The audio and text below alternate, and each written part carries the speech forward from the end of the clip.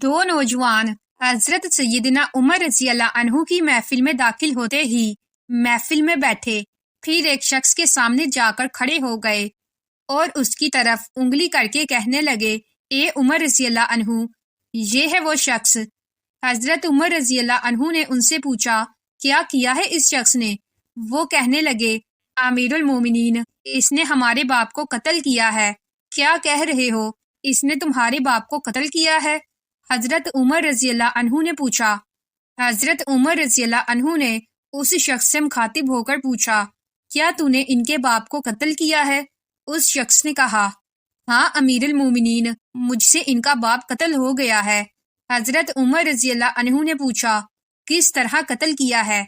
उसने कहा, इनका बाप अपने ऊंट समेत मेरे खेत में दाखिल हो गया था।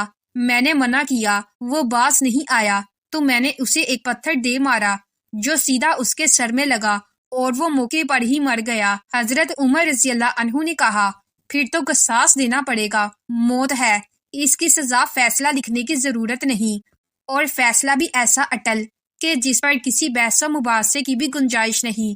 उस शख्स ने कहा, ए अमीरुल मोमिनीन, उसके नाम पर जिसके हुक्म से ये जमीनों आसमान कायम खड़े हैं, मुझे सहरा में वापस अपनी बीवी बच्चों के पास जाने दीजिए ताकि मैं उनको बता आऊं कि मैं कत्ल कर दिया जाऊंगा।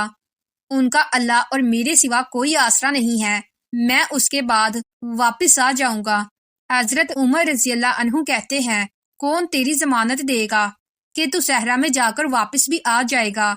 मजमे पर एक खामोशी छा गई। कोई भी ऐसा नहीं था जो उसका नाम तक भी जानता हो। उसके कबीले, खेमे या घर वगैरह के बारे में जानने का मामला तो बाद की बात थी। चनाचे जमानत देने वाला कोई ना था, क्योंकि ये 10 दिरहम के उधार या जमीन के किसी टुकड़े या किसी ऊंट के सौदे की जमानत का मामला नहीं था। यहाँ एक गर्दन की जमानत देने की बात है जिसे तलवार से उड़ा दिया जाना था, और कोई भी ऐसा नहीं था जो अल्लाह की शरीयत की तनफीस के मामले पर हजरत उमर रजी अल्लाह अन्हु से एतराज करे या फिर उस शख्स की सिफारिश के लिए ही खड़ा हो जाए।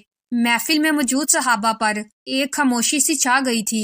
उस सूरत हाल से खुद हजरत उमर रजी अल्लाह अन्हु भी मुतासिर हुए, क्योंकि उस शख्स की हालत ने सबको ही हैरत में डालकर रख दिया था कि क्या इस शख्स को वाकई कसास के तौर पर कत्ल कर दिया जाए और इसके बच्चे भूखे मरने के लिए छोड़ दिए जाएं, या फिर इसको बगैर जमानती के वापस जाने दिया जाए।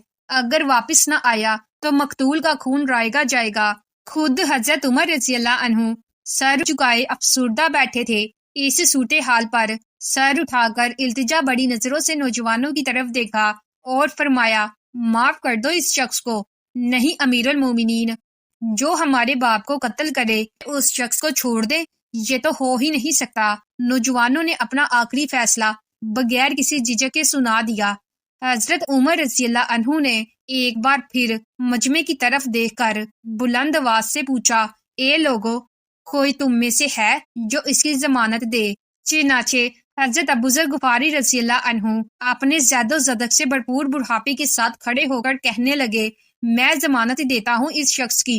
हजरत सैयदना उमर रजी अल्लाह अन्हु ने कहा, अबूजर, इसने कत्ल किया है, चाहे कत्ल ही क्यों ना किया हो। हजरत अबूजर रजी अल्लाह अन्हु ने अपना अटल फैसला सुना दिया। हजरत उमर रजी अल्लाह अन्हु ने कहा, जानते हो इसे? हजरत अबूजर रजी अल्लाह अन्हु ने फरमाया, नहीं जानता। हजरत उमर रजी अल्लाह अन्हु ने कहा, तो फिर किस तरह जमानत दे रहे हो? अबूजर रजी अल्लाह अन्हु ने फरमाया, मैंने इसके चेहरे पर मोमिनों की सिफात देखी हैं और मुझे लगता है ये झूठ नहीं बोल रहा। इंशाअल्लाह ये लौटकर वापस आ जाएगा। हजरत उमर रजी अल्लाह अन्हु ने फिर फरमाया, अबूजर, देख लो, अगर ये 3 दिन में लौटकर न आया तो मुझे तेरी जुदाई का सदमा देखना पड़ेगा। अमीरुल मोमिनीन, फिर अल्लाह मालिक है। अबूजर रजी अल्लाह अन्हु ने अपने फैसले पर डटे हुए जवाब दिया। चनाचे वो शख्स हजरत उमर रजी अल्लाह अन्हु से 3 दिन की मोहलत पाकर रुखसत हो गया, कुछ जरूरी तैयारियों के लिए, बीवी बच्चों को अलविदा कहने और अपने बाद उनके लिए कोई राह देखने के लिए। चनाचे 3 रातों के बाद असर के वक्त शहर में अस्सलात जामिया की मनादी भर गई। नौजवान अपने बाप का कसास लेने के लिए बेचैन और लोगों का मजमा अल्लाह की शरीयत की तनफीस देखने के लिए जमा हो गया। حضرت ابوذر رضی اللہ عنہ بھی تشریف لائے اور آ کر حضرت عمر رضی اللہ عنہ کے سامنے بیٹھ گئے۔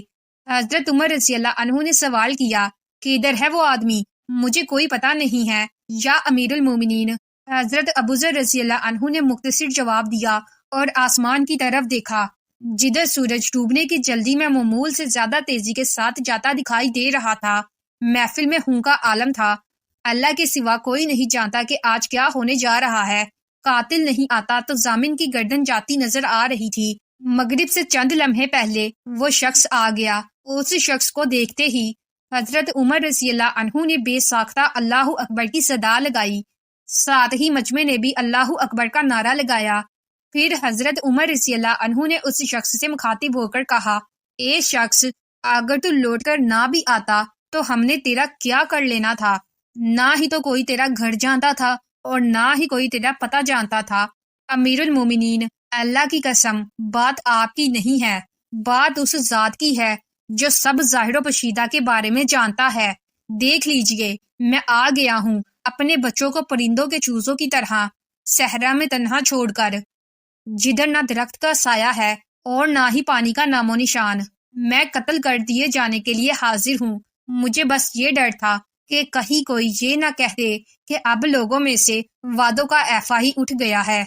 حضرت عمر رضی اللہ عنہ نے حضرت ابوذر رضی اللہ عنہ کی طرف رخ کر کے پوچھا، ابوذر، تو نے کس بنا پر اس کی ضمانت دے دی تھی؟ ابوذر رضی اللہ عنہ نے کہا، اے عمر، مجھے اس بات کا ڈر تھا کہ کہیں کوئی یہ نہ کہہ دے کہ اب لوگوں سے خیر ہی اٹھا لی گئی ہے۔ حضرت سیدنا عمر رضی اللہ عنہ نے ایک لمحے کے لیے توقف کیا اور پھر ان دو نوجوانوں سے پوچھا کہ کیا کہتے ہو اب؟ نوجوانوں نے روتے ہوئے جواب دیا، اے امیر المومنین، ہم اس کی صداقت کی وجہ سے اسے معاف کرتے ہیں۔ ہمیں اس بات کا ڈر ہے کہ کہیں کوئی یہ نہ کہہ دے کہ اب لوگوں میں سے افودر گزر ہی اٹھا لیا گیا ہے۔ حضرت سیدنا عمر رضی اللہ عنہ اللہ اکبر پکار اٹھے اور آنسو ان کی داڑھی کو تر کرتے نیچے گر رہے تھے۔